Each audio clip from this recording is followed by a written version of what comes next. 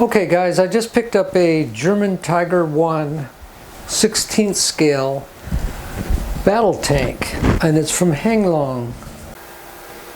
Okay, there's the tank out of the box. It's just all gray. It's beautiful looking at it from you know, in person. It's a beautiful looking tank. So you get a lot of little bits and pieces that you could either probably paint. I don't know if I'll paint some of this stuff. I mean, this is like pretty cool stuff here, and a bunch of stuff on a little tree here. The man's in there, and all the little parts are in there. Little card. Got pellets, which are like airsoft or whatever pellets. This thing shoots pellets and makes smoke and all that good stuff, and a lot of videos on it. Comes with the battery, comes with the charger, comes with your detection system, so when you're battling between two different tanks, and it comes with the manual. So it's got a lot of stuff that comes with it. What I'm going to do is walk right in front of the camera for a second, and I'm going to grab this. I'm going to go ahead and use this stuff. It's called Panel Line Accent Color, and it's from Tamiya. So I think that's probably all I'm going to do. I'd like to weather the thing. I don't know what I'm going to do on the weathering of it, but this will pick up the detail. And once all the goodies are bolted onto it, it should look pretty cool. You know, even the rims I should probably touch up and stuff. But I'm just want to try this out. It's like an ink. You know, it's called Panel Line Accent Color. But yeah, then I'll get out and run it. So we'll. All right, guys, that's everything out of the box. I don't know if I can zoom out a little further, maybe. That's everything out of the box.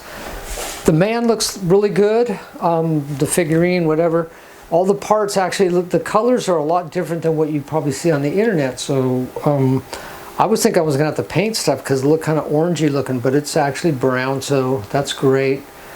I just think it's a great deal. It's a beautiful vehicle if you look at it in person. They give you a little target so you can do target practice and stuff. So yeah, pretty cool. Okay, there's the tank all assembled and put together. I inked it up pretty good with a lot of ink, so I had to put like about 4 or 5 coats on there. I wanted to get it kind of dirty. I think running it in the dirt will maybe even make it look a little more realistic. But yeah, that's basically what it looks like. It has a hatch up on top here, and that's where your infrared sensor goes, and that looks like this. Let me grab it. And it's got a magnetic base, so it stays on there with a magnet. And then it's keyed, so you can't mess up the polarity on that. Probably close the hatch, make it a little better. But yeah, that looks like an omnidirectional sensor, so it'll sense from any direction, no matter where the other tank is. If it gets a direct hit on this guy, it'll sense it. So it's just for having battles. I didn't do that great of a job on the paint. I don't know what my dog's digging for. He's digging for something. Digging for the goodies in the ground. I don't know. And that's it. I blackened out the wheels a little bit. Matter of fact, I think I did even use some black Tamiya paint and added it to the ink just to get some more darkness to it. But yeah, that's it. I'm going to run it around now. I'm sure there's plenty of videos out there better than this one, but this is where you turn the tank on at. Turn it on. The lights start blinking so you know it's on. And then to start the tank on the controller, you press the lock button, and I believe this button with the G on it at the same time. That should do it. Okay. Usually you turn the controller on first, but really the tank, it doesn't seem to matter if you turn it on. It's not going to take off on you because it really hasn't started yet. Oh well, just press these 2 buttons.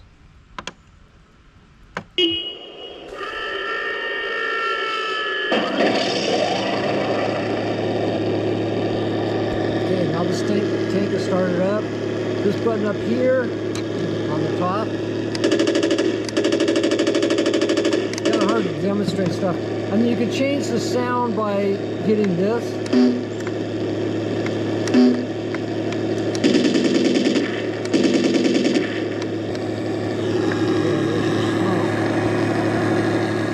And that's just the other button on the other side.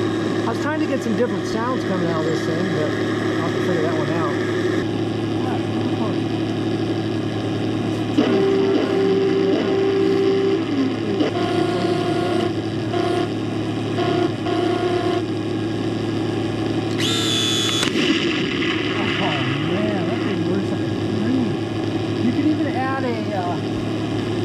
laser so you can see where you're shooting, so it'll point a laser towards the target. So that's kind of cool.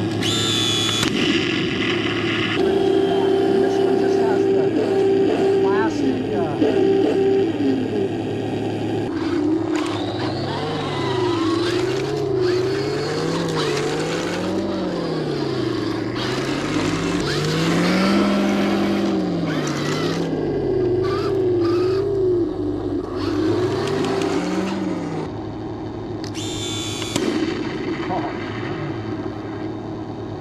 Camera in slow motion to see if I can capture the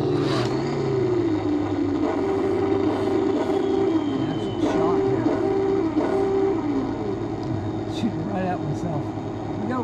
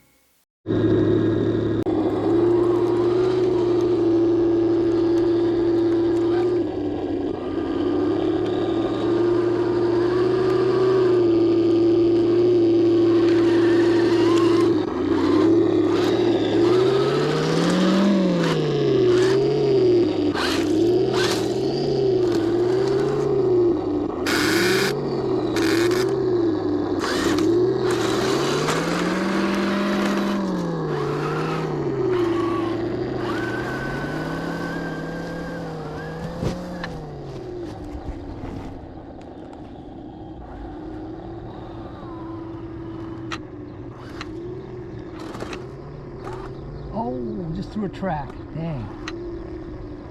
Ah. So you have to run them in the dirt, so I guess they're right on that one. Alright, so I'm going to try to see if I can get this track back on. I have a repair to make. Oh, it's right here. You can see where it broke the plastic on that a little bit. It might have. I don't know. I'll have to really look at it. But the company that supplied this tank, Hang Lang, they also give you 4 extra links and a bunch of extra pins, rods, whatever. So that's really nice. So we'll get it back together. Let me see how it does. Okay, the book doesn't really go into replacing the tracks. It just goes into tensioning of the tracks. Why do they call it tank tracks? Okay, I'm sorry. My eyes are so bad. So anyways, this little guy here, if you loosen up the screw and you crank it clockwise, it should give you more tension on the track. So that'll be good. We'll give it a shot and see how easy it is to get it in there. All right, let me show you in detail what you need to do to get this done. Go all the way to the back of the tank, and on this wheel here, all these are Allens. All these rollers have Allens in them. I don't know what this has, but these all have Allens. This guy doesn't have an Allen. It has a Phillips head, and it's got to be a pretty small one. So you got to take that off in order to get to that idler. So we'll get that done real quick. Well, if you think about it, I really didn't need to do that to get a track on. But that's what it looks like anyways, and this is what the little idler wheel looks like. And that's how you adjust it. You loosen up the Phillips, crank it clockwise to tighten it, counterclockwise to loosen the track, you know, depending. You probably want a little bit of slack in your track though. All right. I don't know, guys. I just wound it on like a fan belt. I'm really confused on how to get these pins out. They're super, super tight. I mean, I got dentist tools and stuff that I can push on them with to try to get them out. I'm not getting them out of there for nothing. Yeah, well, I think I'm going to end the video here. Thanks for watching, you guys. If you can give me a tip on how to get those pins out, one of you guys that has tanks, that'd be kind of cool. All right, thanks, guys. Take care.